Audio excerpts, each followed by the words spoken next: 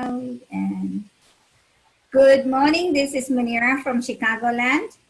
I am the CEO and founder of Kismet Ventures Inc. And I am here to expose, promote, and find people who are instilling values in other people. I find that to be a very comforting thing right now in my life, where when I go to talk to different people, I realize that there's people doing things that of extraordinary measures and they don't see that they should be exposed. Well, I'm on a mission to expose them. And today's guest, we have Yvonne Jones, and she is going to be telling us about how she's instilling values in other people's lives. Thank you, Yvonne, for being in our lives. And I appreciate it. And thank you for your time today. Thank you, Munira. Thank you so much for having me on today. And before I say anything else, I really want to applaud you for doing this, because I've been watching some of your interviews and you are just an amazing interviewer. But even more importantly, that this is your mission. You want to expose other people. How lovely that is. That's not something, you're a giver. That tells right away. And I'm honored to be the person that you are exposing to a new group of people today. Thank you. I'm very humbled. So as I start all my interviews, I wanted to ask you, tell me a little bit about yourself, Yvonne. Okay, let me share something maybe on the personal side, then go to business. I am married. I have 3 grown daughters, all married. I am Nana to 3 children, 3 little ones, 5 years old, 7 months apart, 2 5-year-olds, 7 months, and a 2-year-old. Nice. That's like the best, being a Nana. I love it. Fun ages, isn't that? Yes, and I am so happy and feel blessed that I'm right here in Florida where I can watch them grow. They're about 110 miles south, 2 of them, and one is like 140 miles west. But it's close enough that I can see them pretty often, and I'm really, really happy that I get to do that. And anyone hearing the accent might say, where's that accent from? Because I get that all the time. I'm Jamaican born and raised. I have been in this country, the United States, for the past almost 30 years. I migrated here on a permanent basis and love it. What else can I share about myself? What else would you like to know about myself before I talk about my business? Anything else? No. Just okay, perfect. Dive in. So I can share with you on a business level that I am a personal business coach and a relationship marketing strategist. And basically what that means is that I love helping others to build relationships, because I feel that is so critical that we create that foundation, whether it's with our clients or customers or network influencers, whomever it is. We create that foundation of building that relationship. And once we have that solid foundation, then everything can be built on top of that, which is so very essential. I see so many times, and maybe you have experienced it too, Munira.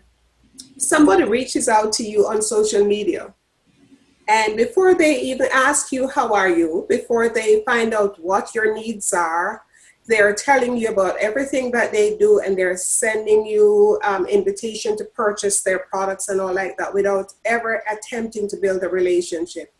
And I find that so sad, because I'm thinking of all the pieces and the layers that they're missing by just going in for the kill. That's how it seems, instead of, building that relationship.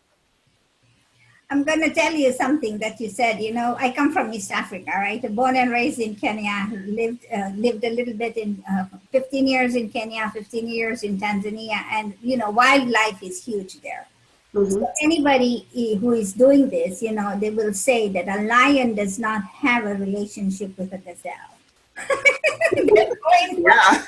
Right? Just boss what they can, right?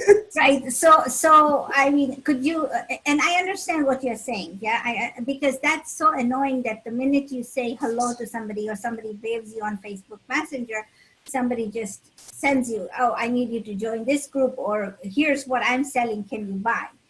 And it's annoying. And so half of the things that they're doing is that, I understand what you're saying, So can you please elaborate on that, and why is it such a pet peeve for you?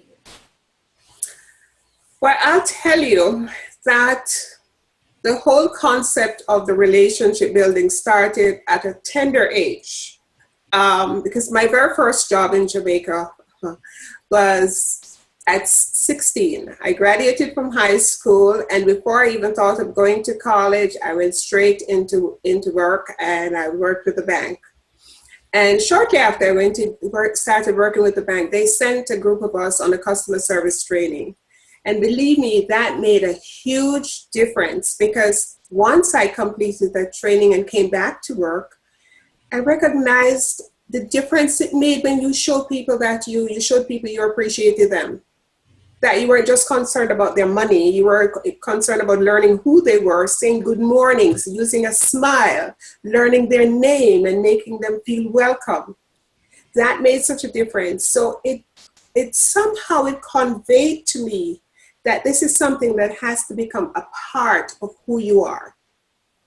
When you're in business, yes, but you want to make people feel special. And interestingly, as I use that term, that served me well when I moved to a different company and worked in human resources and throughout my working life. But then in 1999, while I was working in corporate America, I got involved in a particular skincare company, and the founder of that company, one of her things that she trained on was, imagine that every woman wears an invisible sign around their neck that says, make me feel special. So that was so in alignment with my belief, because people want to be made to feel special. They want to be made to feel that they are important. And it doesn't take a lot from us to make us do this. It's a lot like what you're doing. You're making other people feel special and important every time you interview somebody and you share them with your audience. Well, thank you. And I appreciate you saying that, because customer service is such a huge impact. I mean, we are at an age where we have these, right?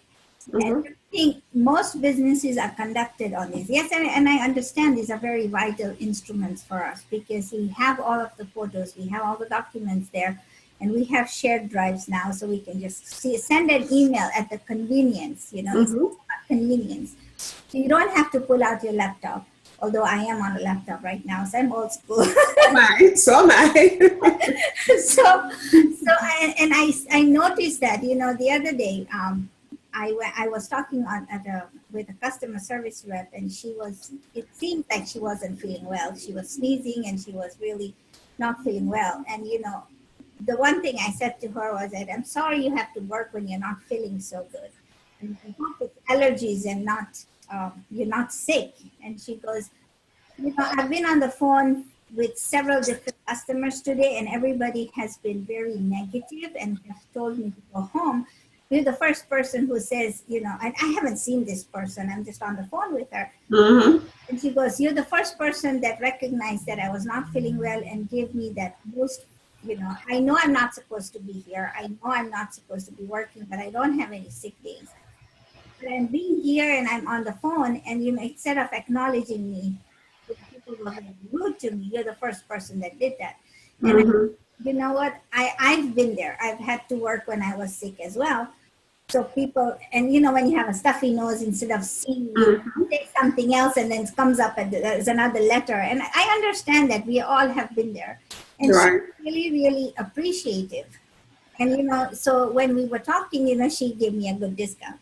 Not that I was looking for a discount, but she appreciated you. She appreciated. And that's the thing, is like, relationship, what you are saying, it's a lost art, right? Communicate. The first thing is, hello, how are you? How's your day going? We all have issues, right? We all have Absolutely. Issues. And everybody is entitled to have issues, but they don't have to bring them to work. But sometimes people do, because you just can't get away with those issues. Mm-hmm. But somebody just acknowledging you for who you are makes a total difference. You're so right about that. And sometimes all it needs is a smile. Yes. Have you ever you're walking to somebody, maybe in the supermarket, and wow, their face looks so fierce And you're like, oh, maybe I better stay away from that person. But you just decide to make that, because I've done it. And I just smiled and said, good morning. And I remember this woman in particular, she looked like somebody you should be steering clear of. And when I said that good morning, it was like it brought her back, because you could tell her mind was elsewhere. And it just brought her back. And that smile she gave me back was like the clouds parted and revealed the sunshine. So it doesn't take a lot from us, just like you recognize that person, that customer service agent, and you acknowledged her. It made her feel so special. Like she said, you're probably the only person who did it that day. You're so right. You're so right. You know, and I personally have a habit of whoever I meet, you know, people in the elevator, people in the, you know, restaurant, I make sure they tell me their name. Even if I'm on the phone, I'll say, could you please tell me your name? So instead of, you know, if I have to ask a question and I say, just tell me something, Mary, or just say something, Jane, you know, what is it exactly that you're telling me, or how did you explain it? Could you say that one more time? So when you acknowledge that person by their name, you know, it makes a lot of difference, because now you're not talking to a service rep, you're talking to that person, right? Exactly. So what happened after you learned that, that skill? Sorry. Well, like I said, it served me very well throughout my years of doing other things, because I didn't really say go back to customers or do anything with customer service by itself until 2006, when I decided to walk away from corporate America. That's exactly what I did. I gave in my resignation. I told them that for health reasons, I needed to go.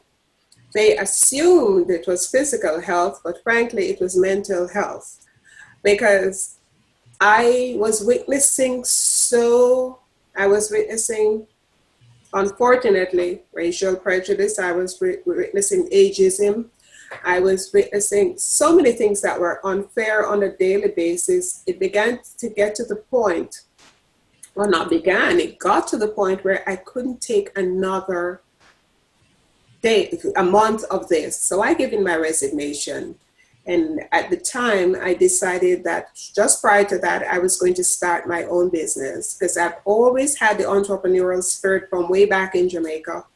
One of the things I did in Jamaica, just to tell you, is that I had a pretty nice job. I was in that job for 16 years. I worked in an international company headquartered in Switzerland. And even while I was there, the entrepreneurial spirit was there. So I would contact farmers in Jamaica, purchase vegetables from them that someone would pick up. And then prior to that, I took days off, days that I had off, went to hotels, spoke with purchasing managers, got contracts so that I could supply them with vegetables. So I did this for a while, even though I had a job but it was just that desire always. So in 2006, when I decided to leave corporate America, prior to the actual departure, I took some additional up-to-date customer service training. And I became a subcontractor to a company that provided customer service for very large, for some Fortune 500 companies. And I provided service in my home. The sad part about that, I quickly realized that I brought corporate America home with me. And the only difference was that instead of getting dressed, putting on my pantyhose, getting into the car and driving 17 miles to my job, I was just walking down the 2 steps to the bedroom that was my office. And it was as if I was in a call center. So even though I was in my own home, I was on all the rules and the guidelines and what have you. And I discovered that their idea of customer service was not the same as mine. They wanted me to get people off the phone as quickly as possible. And I was always getting praise for, oh, you handle the customers so well, but you spend too much time. And the two didn't equate in my brain. So after 2 years, I closed that corporation because I had to form a corporation to do that. And it was after that that I learned about the online world, and I came online at the end of 2008. So it has been a journey. But along the way, I have learned so much. There have been challenges, huge challenges, and there have been lots of successes, and I'm still here. But it's been a journey. So what did you learn from all of these? I mean, so what is your takeaway from your journey? Make a decision. First of all, you have to know your why. Why do you want to be in business for yourself? That's the first thing. You must have a solid why, and your why cannot be just to make money. It has to go deeper than that. And so when I'm talking with my clients, or if I'm teaching in a group situation, I say, what's your why? And people say, oh, it's to make more money. So it can't be. Because it can't be only that. Money is important, but it has to be more. You have to dig deeper. So why do you want to make money? And why do you want to do that? You go, maybe sometimes you have to go several layers deeper, because you're always going to have challenges. And when you're working for yourself, first thing you have to get rid of the employee mindset. So it's basically like having a transformation where you now have the mindset of an employer. Whereas everything was provided for you before, you know, where you just had to follow the rules, do your work, and you got your paycheck. Now you have to create a structure where you're going to get paid. You provide a value so that you can be paid. But all of these need to be in place first. So myself, I've learned from that, because with my first situation, getting into that contract, I didn't have a long-term plan. I did not have a long-term plan. And when I went online, the only thing I went online for, basically, I took my business online because by now I was self-employed, and I took my skincare business online, or I went online with the hope that I could reach a larger audience with my skincare business. Sadly, I didn't do enough research. So again, research is important, very, very important to do thorough research before you do it.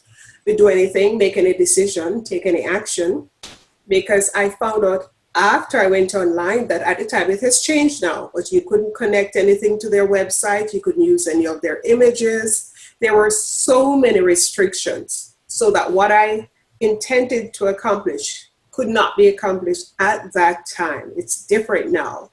So I started, okay, what am I going to do? What am I going to do? What am I going to do? I love to write. So the first course I took was an article marketing course. I started writing blog posts. I now have over 400 blog posts and articles online on different websites. But it was like not doing my homework first. So a lesson that I would give, and for anyone who is hearing this, is that before you make that leap, whether you're leaping from you're transitioning out of corporate America into working for yourself, or you're transitioning from one business to another, it's important to do your research first. Find your market. Who are you going to serve? What problem do they have that you can solve? You don't want to have a problem in mind or have a solution in mind, then find people. That's putting the cart before the horse. You want to investigate identify a niche or a market, first of all, before you decide to narrow it down to a niche. But you want to know, what problem is it that market is having? What is bothering them enough that they're willing to pay for it? It's a pain, and they're willing to solve it. And you can provide a service for them, or a product that will solve that problem. So all of those things are essential. Of course, the mindset is key, because you need systems, but you also need your mindset. And this is where the whole mindset issue comes in, because sometimes we have beliefs that we have grown up with, and we said, this little head trash, list the things in monkeys in our head, in our brain. Let's say, who are you to think that you can run your own business? And all these other things. And, so-and-so is successful. Why do you think you can be successful? Like all these negative things. And you might not have someone in your family who understands so that they can give you support. The other side is that sometimes they understand and give you support, but they can't help you because they don't know what is required.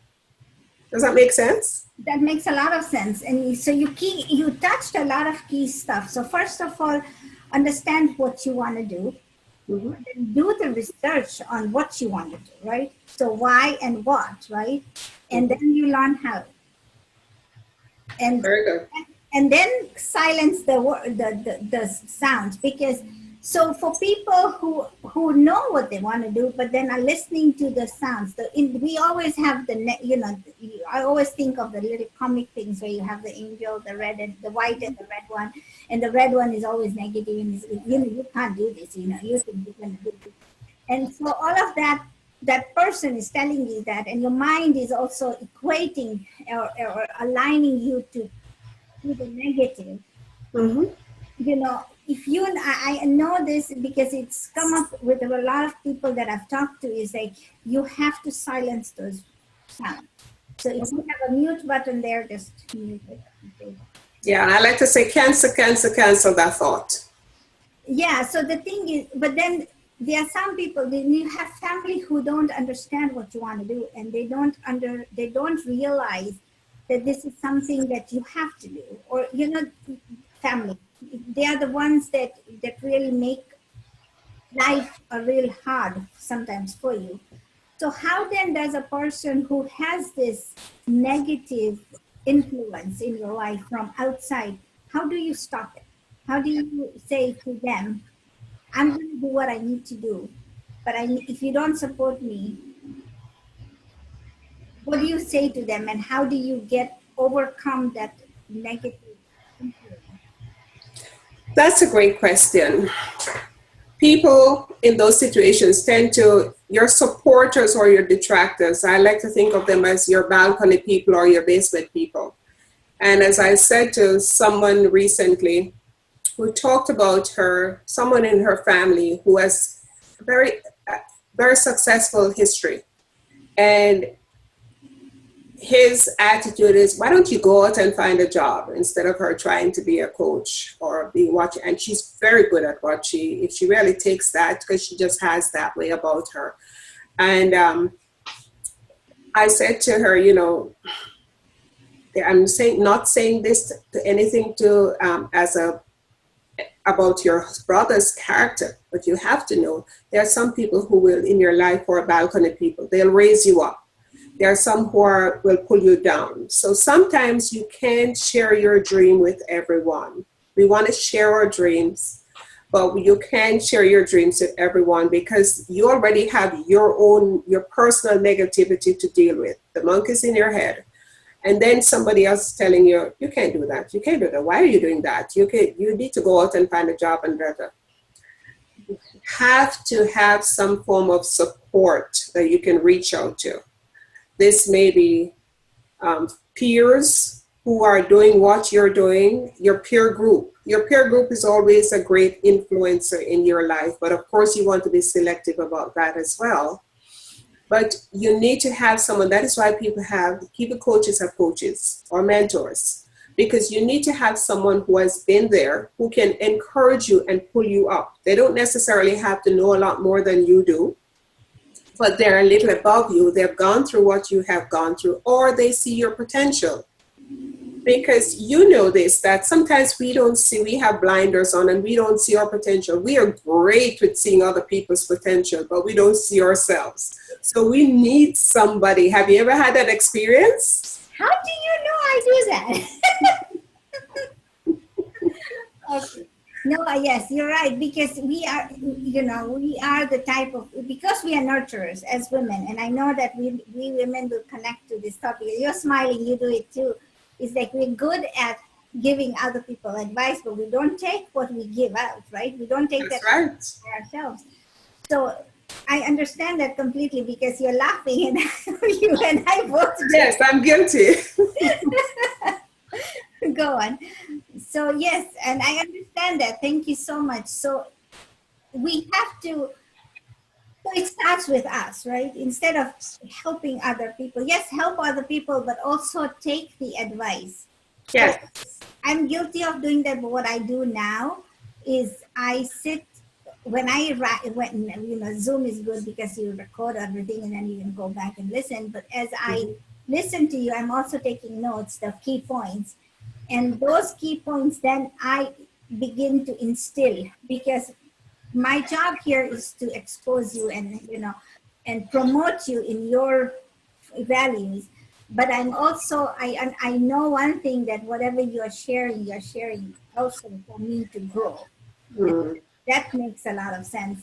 So how does one find a coach for them? You said that, and so I want to hear that. Well, I can tell you how people find me, but I'll tell you first about how I found my coaches.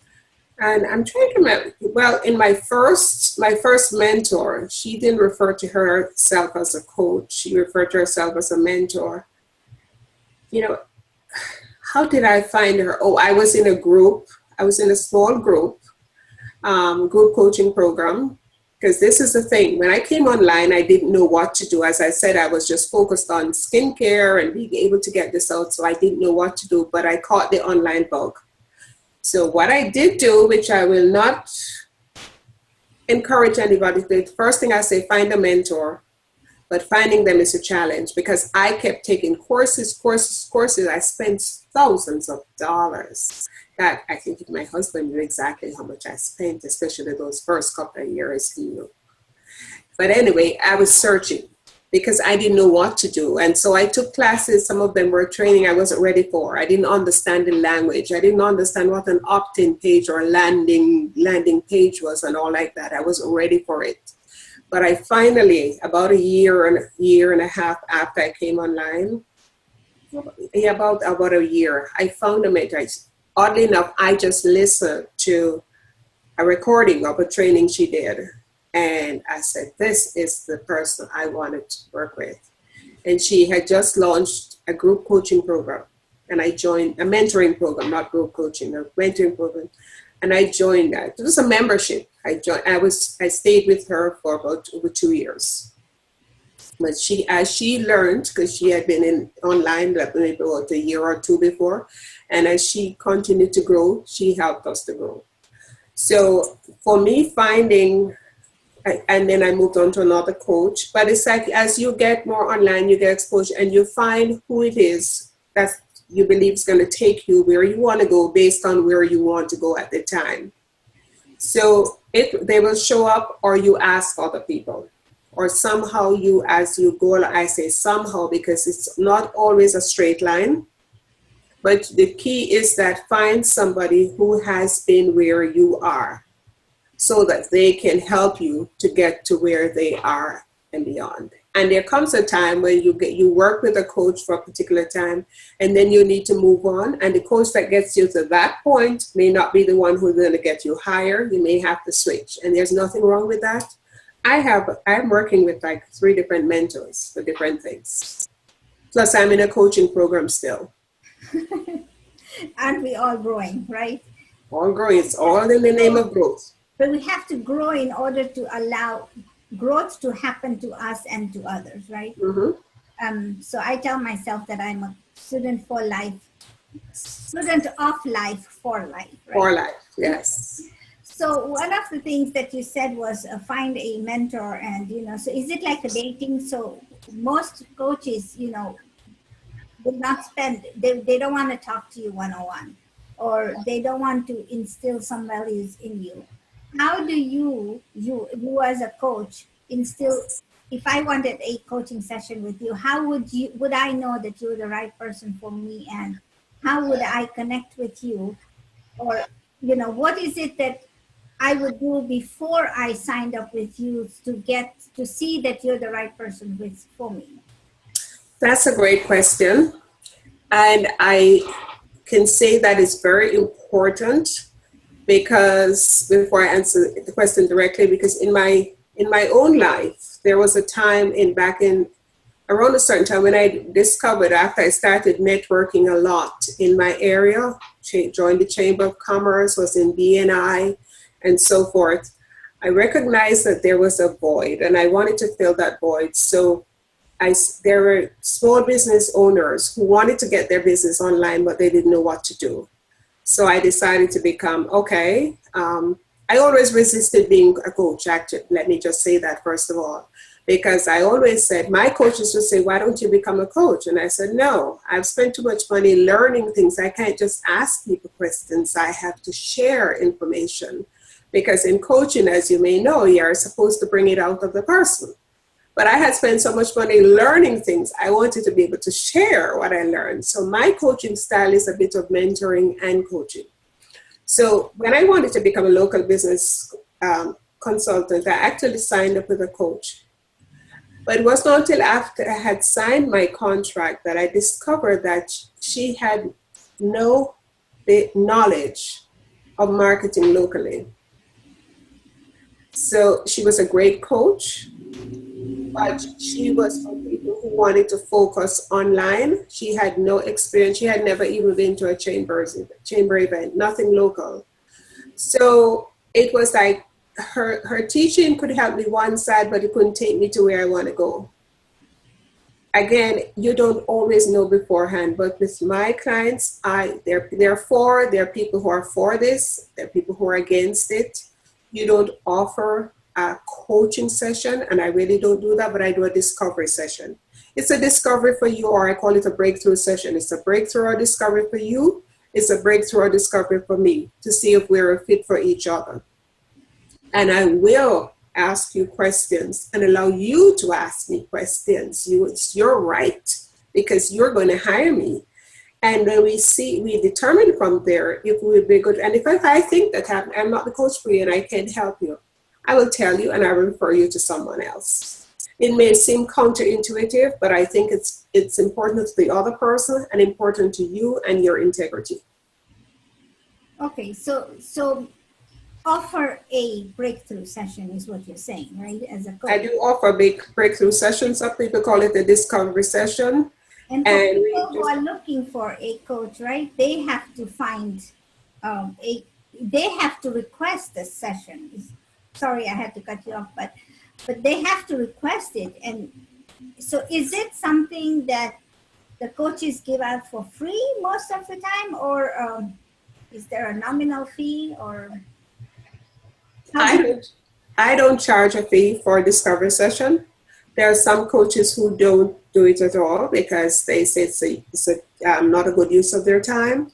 That's entirely, everyone does it differently. There are arguments for, there are arguments against. But I do my discovery session because I choose to. I would rather have someone not sign up with me than sign up with me and be unhappy afterwards. So for somebody who is thinking about, say a small business person who is looking for a coach, what would you tell them in their discovery session so that they think, the free tidbit that you want to share? Okay, what would I tell them to look for, or what would I tell them during the session? During the session, just one little thing that you want to share. Okay, well, first of all, we want to find out what is this they want to accomplish? What's their long-term goal? What's their vision? Where they are right now, where they want to go. What's preventing them from being there? That's basic, from getting there. So whether they may have been in business for 3 years, a year, 2 years, 3 years, and they may have plateaued or something like that. Well, what is it you want to go? What have you done that has not worked? Why haven't you reached there? So we find out what the blocks are. Sometimes they don't even know what the blocks are themselves, but by asking questions, it's revealed. You have to ask questions and listen, carefully listen. And like one of my persons one of my coaching clients said, what she loved about me was that I listened to what was not being said. So you have to really listen to the person and don't go in with your own agenda. Don't be attached to the outcome. Not everything is going to work out. Part as friends, as a person, who do you know who may need a coach? I'd love to, or I don't even say that. Who do you know who I could have enjoy a breakthrough session, because it may or may not turn into something. You're not going to convert everyone to being a client. And I don't want to work with everyone. That's awesome. Thank you so much. Any last words for our viewers? I would say being able to work for yourself and in control of your income, your time is wonderful. But it's not something to jump into lightheartedly. You have a passion. You have a passion that you can take. You can take your dreams from passion to prosperity, but there's going to be a winding road. It's not going to be a straight shot, so it makes sense that you plan ahead. Come see me, let's talk and make create an action plan. And my main website is 50, the number 50, and wisercoaching.com. 50wisercoaching.com. 50 and wisercoaching.com. 50 and wiser. Oh, I like that. Thank you. And my name is always with the middle initial A. You won't find me without the A. Okay, wonderful. Thank you so much, Yvonne. I really appreciate it. I appreciate the little advice that you gave us. The fact that, the values that you've shared is going to bring tremendous amount of confidence and build other people up. Some of them may look you up. Some of them. I'm going to upload this video into YouTube and send you a link. And, for our viewers that are watching, please like and subscribe to my channel. And if you're looking for a good coach, you have Yvonne Jones, and then you have me. And we have a network of coaches that we're working with. We have to find your right one. We may or may not be able to help you, but we can certainly help you find the right coach. All of you have a good day and have a great weekend. Thank you again. Bye.